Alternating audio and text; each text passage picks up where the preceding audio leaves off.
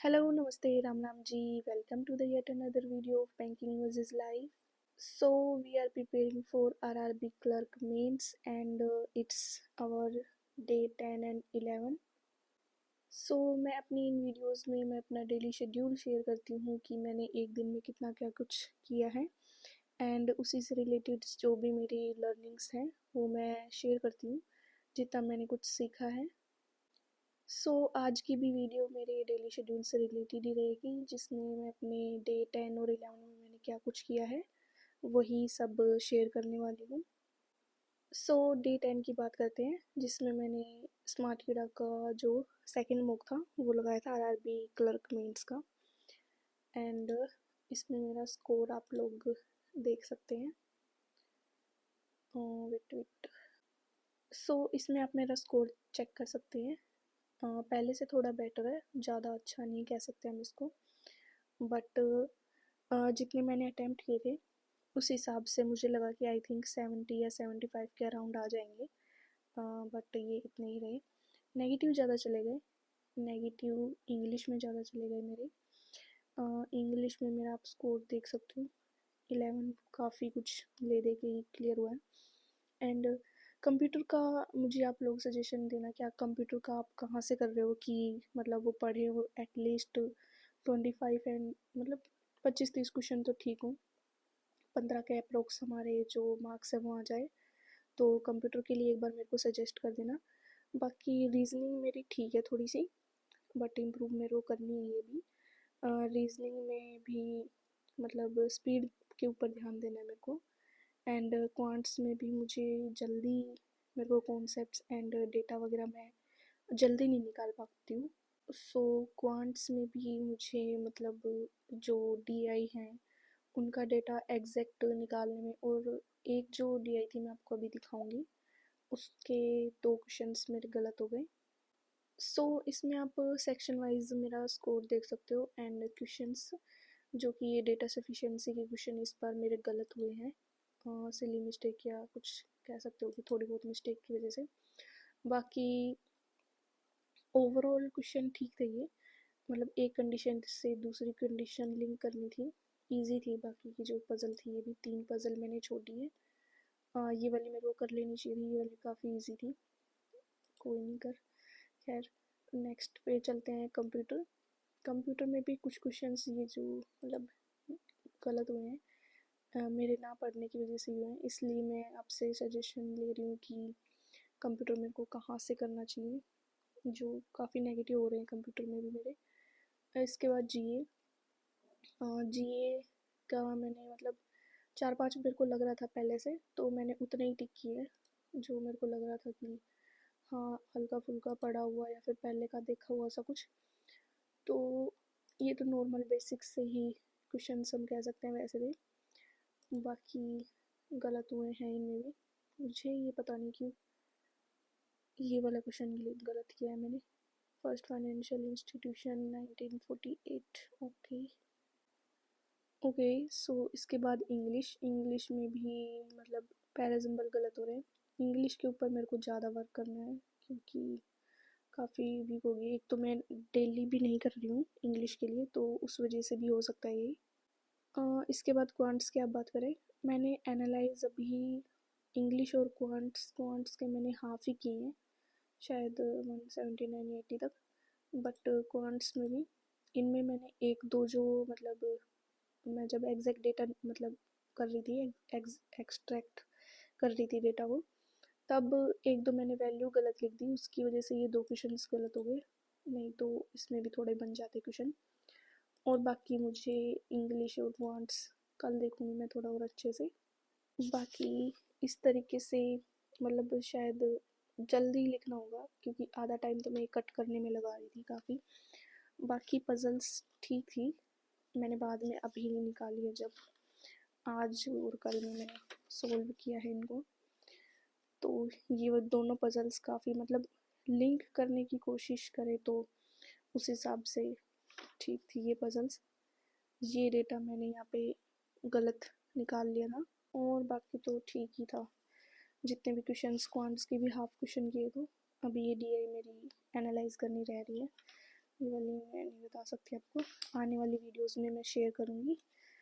बाकी तो ठीक था, लेवल ठीक था मॉक का। डिफ़िकल्ट हालांकि इस पर शो किया हुआ है कि डिफ़िकल्ट लेवल है, बट लेवल ठीक था। इसमें ये वाली दी गई थी या फिर कौन सी थी पता, ये किसी और की है या फिर इसकी है पता नहीं। हो गई थी शायद ये भी, या नहीं थी, हो गई थी शायद। बाकी ये वाली भी काफ़ी इजी थी, जो मेरे को कर लेनी चाहिए थी, बट टाइम नहीं था तो फिर मैंने नहीं की। बाकी क्वांट्स एंड थोड़ा बहुत इंग्लिश का जो रहता है वो मैं आने वाली वीडियोस में आपके साथ शेयर करूँगी। और मोस्टली तो ये एनालाइज हो चुका है मॉक, बाकी कल लगाएंगे या फिर परसों लगाऊंगी मैं एक फुल मॉक। सो इतना मैंने 10th ऑफ जनवरी को किया था, एंड 11th ऑफ जनवरी को मैंने रीजनिंग का सेक्शनल लगाया है। और ये जो एनालाइज किया था वो आपको दिखाया, मैंने वो एनालाइज किया था। सो रीजनिंग सेक्शनल लगाया है मैंने, एंड इसमें मेरा स्कोर इतना है, पहले से थोड़ा सा ठीक है, ज़्यादा ठीक हम नहीं कह सकते। इसके क्वेश्चंस इजी थे, एनालाइज ये हो चुका है। इसके क्वेश्चंस इजी थे, बट उसके बाद भी 3 पजल रही मेरी स्पीड की कमी के कारण। ये वाला क्वेश्चन देखने में बड़ा लग रहा है बस, बाकी ये बड़ा था नहीं इतना। इसकी जो कंडीशन थी वो काफ़ी इंटरकनेक्टेड थी एक दूसरे से, एंड इस वाले जो इनपुट आउटपुट का भी काफ़ी इजी पैटर्न था। बस जो फिफ्थ स्टेप था, इसमें हमारा मतलब फर्स्ट को फिफ्थ से मतलब नंबर्स को ऐड करके सब्ट्रैक्ट करना था। बाकी ओवरऑल ये इनपुट आउटपुट की जो पजल कह सकते हैं क्वेश्चन था ये इनपुट आउटपुट का, तो ये भी ठीक था। एंड ये वाली जो पजल थी, इस वाली पजल में मेरा काफ़ी टाइम गया है, काफ़ी टाइम इस वाली पजल की वजह से। अगर मैं इसको छोड़ के इसको उठा लेती तो भी मेरे ये क्वेश्चन के जो मार्क्स हैं वो इम्प्रूव हो जाते, बट सिर्फ इस पजल की वजह से काफ़ी टाइम वेस्ट हुआ। इसका टाइम देखो मैंने कितना टाइम लगाया है, और टिक भी नहीं की मैंने ये। सो इस पजल को मैं आपको दिखाती हूँ। बाकी की जो पजल्स थी वो तो ठीक थी, उनका लेवल ठीक था। ये बाद में की है मैंने, और ये वाली साथ के साथ की थी पजल। एग्ज़ाम में भी मतलब जितना पेज भर सकते हो, जितना खुला खुला आप लिख सकते हो उतना लिखो, क्योंकि फिर जितना आप खुला लिखोगे उतना ही आपको थोड़ा सा समझ में आएगा और अच्छे से आप करोगे। इनपुट आउटपुट हो गया ना, ये वाली पजल, इस वाली पजल में जितना टाइम लगा है उतना तो मतलब बस किसी में नहीं लगा। और इसकी एक कंडीशन तो मुझे मतलब अभी भी नहीं समझ में आ रही ज़्यादा, ये लास्ट वाली लाइन, अगर A visit in place of B, A B की जगह विजिट करता है, then A visits immediately before E. तो इफ़ बोला इन्होंने, तो पता नहीं किस हिसाब से ठीक है गलत है ये, बट ये मैंने बाद में बनाई है तो ये ठीक बन रही है ये वाली कंडीशन। और तब मैंने ए एग्जैक्टली बिफोर ई हो गया था वो, पर ऐसा नहीं था।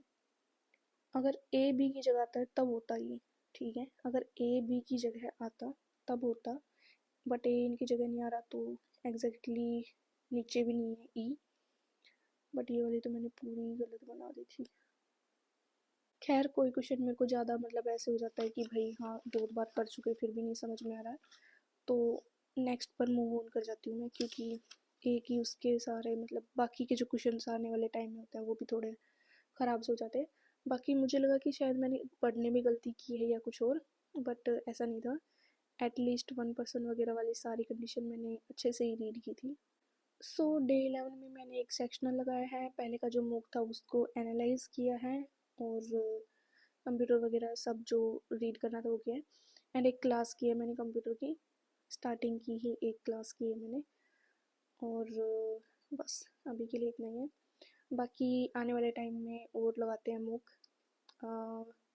थोड़े बहुत दिन 20 डेज़ के अप्रोक्स हमारे पास बचे हुए हैं, तो आप लोग अपना मॉक का स्कोर शेयर कीजिए कि आप लोगों का स्कोर क्या रह रहा है, और कितनी इम्प्रूवमेंट आप कर पा रहे हैं, कंप्यूटर कहाँ से कर रहे हैं, ये मुझे बता देना आप लोग। एंड इसके अलावा आपके सेक्शनल में कितने स्कोर रह रहे हैं, और फुल मॉक में क्या स्कोर बैठ रहा है आप लोगों का, वो भी आप शेयर कर देना कमेंट बॉक्स में। Yes, that's it for my today's video and schedule. Thank you so much for watching. And जीवन में वही काम करिए जो आपको करना अच्छा लगता है, जिससे करके आपको खुशी मिलती है, सुकून मिलता है। एंड अपना ध्यान रखिए। Tata bye bye, take care.